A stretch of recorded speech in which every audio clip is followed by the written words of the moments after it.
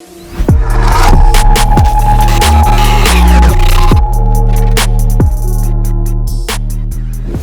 morning, ladies and gentlemen. I hope you're having an awesome day. Today is a little bit of a bittersweet day because, well, I have to give back the BMW M5, but at the same time, we are getting a crazy modification on the 600 LT. Not today, Mercedes. I'm coming back soon, don't worry.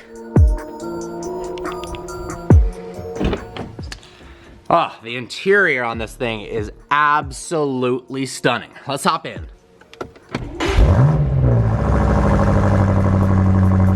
This backup camera is literally too cool. All the different angles that it has. Oh my gosh.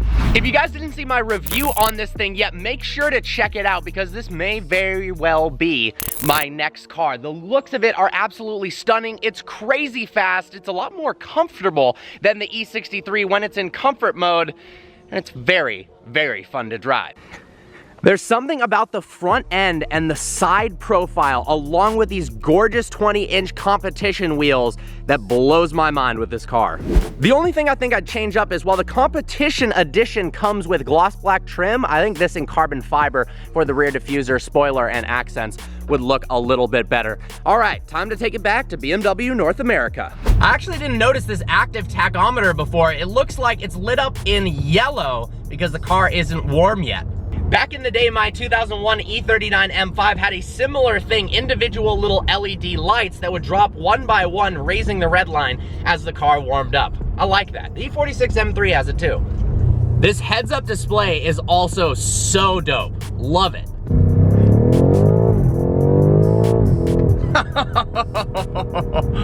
The fact that this has more horsepower from the factory than my McLaren is unbelievable. It is ridiculously fast. All right, let's test out BMW's self-driving system because the one on the Mercedes Distronic Plus works very, very well.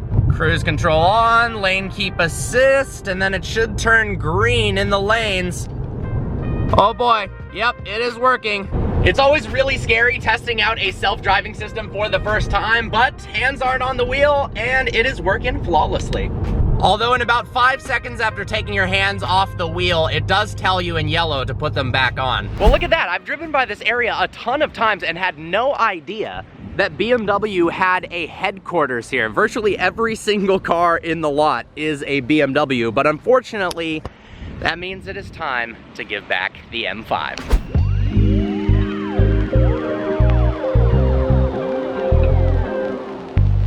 Back at the house now, that actually turned out to be a really awesome place. The majority of the building was taken up by a company called Designworks, which is owned by BMW. They're actually responsible at that facility for the design of the first ever BMW X5. They also had some really cool clay models that weren't actually made out of clay. They're made out of styrofoam to demonstrate what the clay model machine was capable of doing. They even had a styrofoam model of Angelina Jolie's face. But now it is time to hop in the McLaren. That never gets old, doors go up.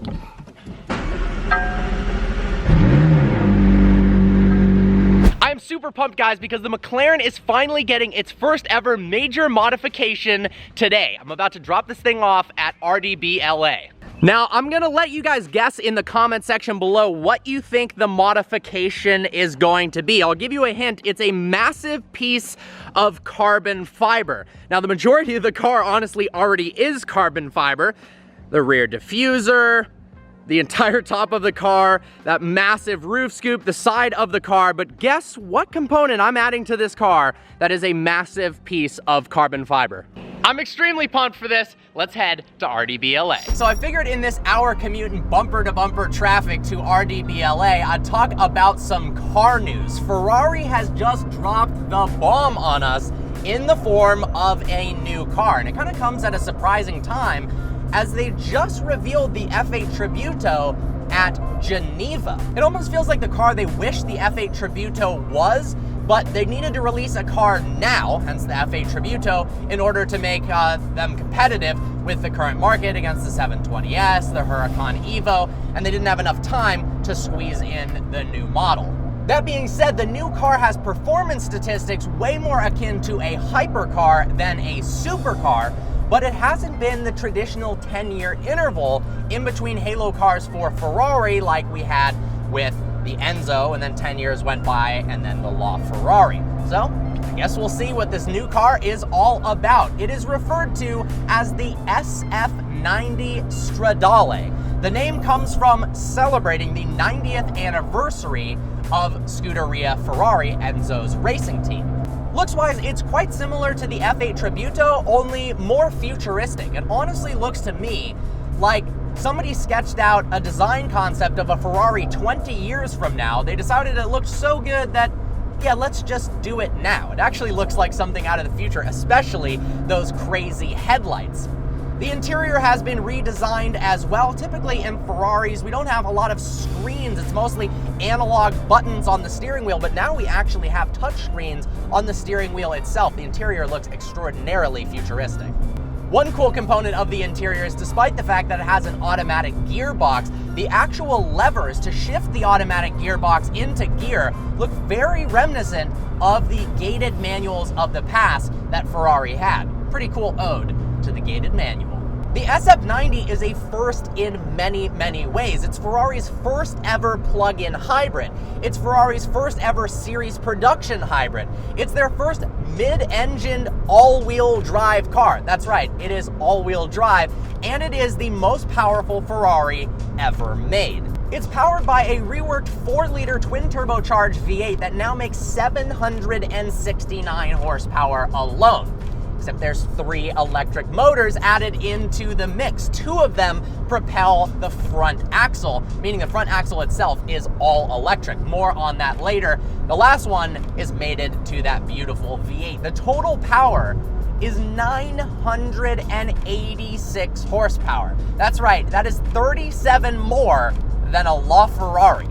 The car actually uses an 8-speed dual-clutch automatic gearbox instead of the 7-speed that was found in the 488 as well as the F8 Tributo. Despite the fact that it is a hybrid, the crazy part is the total curb weight is just 3,500 pounds.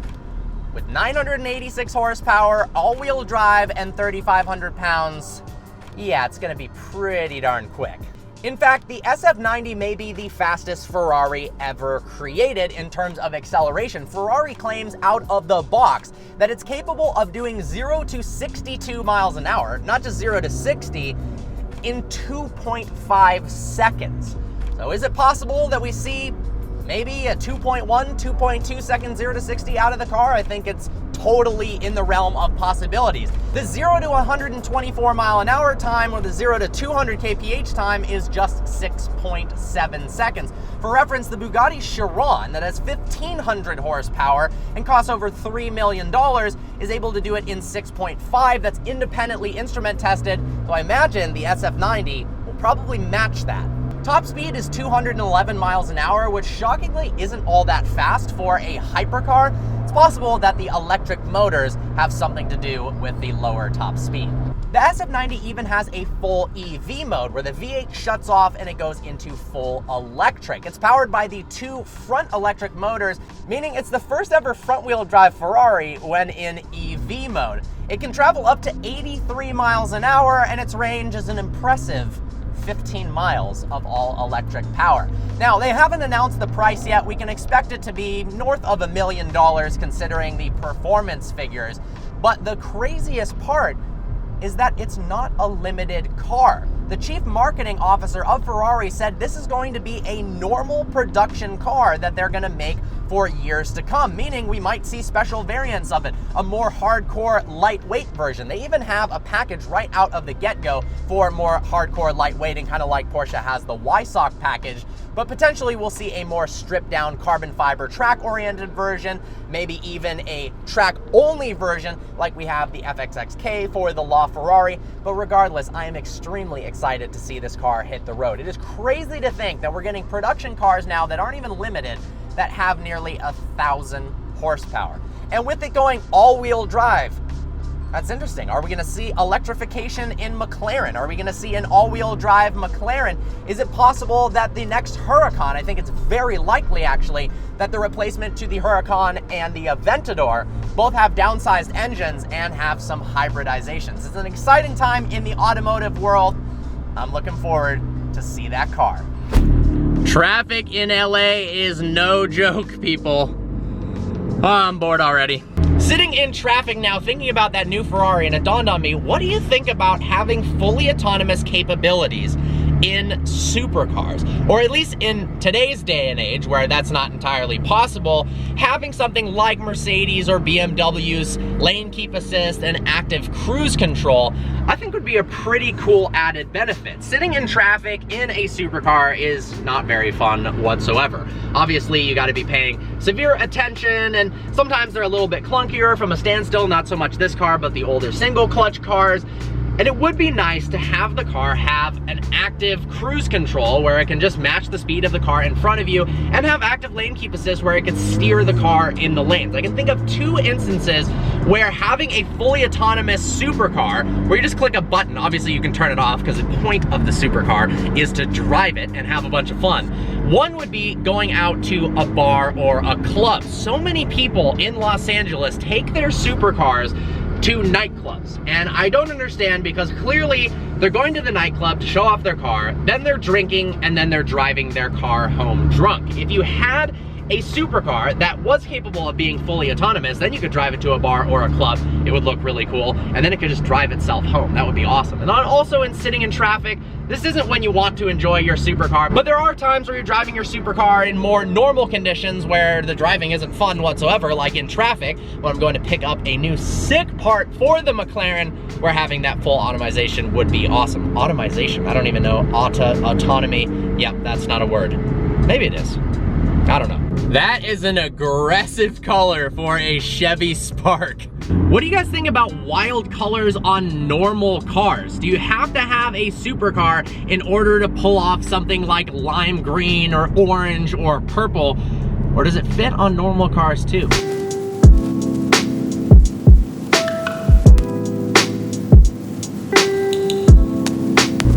I love the rear end of these SQ5s, but if you look closely, all 4 of those tailpipes are fake. The actual exhaust is hidden and dumps out underneath. I don't know why they've done that on a performance car. In Hollywood now. I never come to Hollywood. Oh, thank you, Dolby Theater. Here we are, pulling up to RDBLA. What's going on, Vic? Long time no see, man. Yes, sir. I'm excited for what we got going on. Oh yeah, it's gonna be amazing. Car's already amazing, but we're gonna make it even cooler. Heck yeah. You got any special projects you're working on? Chris Brown's Huracan, very unique special wrap. Is that this right here? Wrap, basically. It's Why is it $20,000?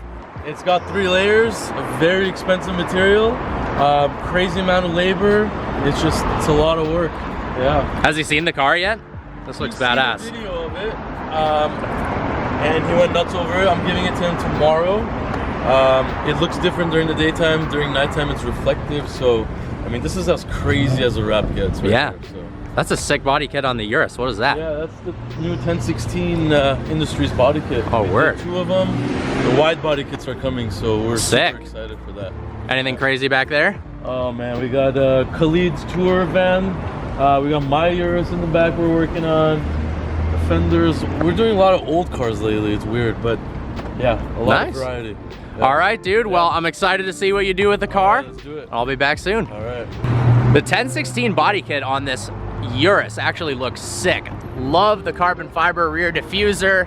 Got mean looking side skirts. And check out this hood. Now apparently they have a full forged carbon version that we might be checking out tomorrow that Vic actually daily drives. I can't get enough of this Huracan. It's absolutely ridiculous. I can't believe the wrap is $20,000. It does look badass though. I remember seeing this car, I think it used to be white, in a music video with Joyner Lucas and Chris Brown. Love the wide body kit, but damn, that is bright. I can't even capture it on film, it's so shiny. All right, time to say goodbye to the 600 LT and head out in the Uber. Back at the house now. The house feels so empty without a bunch of cars in the driveway. Right now, all we got is the E63 because the M5 went home and the 600 is getting some awesome work done to it. Cool to see RDB Vic and RDBLA working on some awesome projects. Chris Brown's car is wild, to say the least. I actually really like the wrap. But don't worry, because tomorrow we are picking up the 600 LT, so that'll be back in the garage, and we're getting a special delivery of a really, really cool car that I'm gonna have for about 4 days. So I'm super stoked on that. Well, guys, I hope you enjoyed this video. Like always, please browse the channel and subscribe. I look forward to seeing you next video.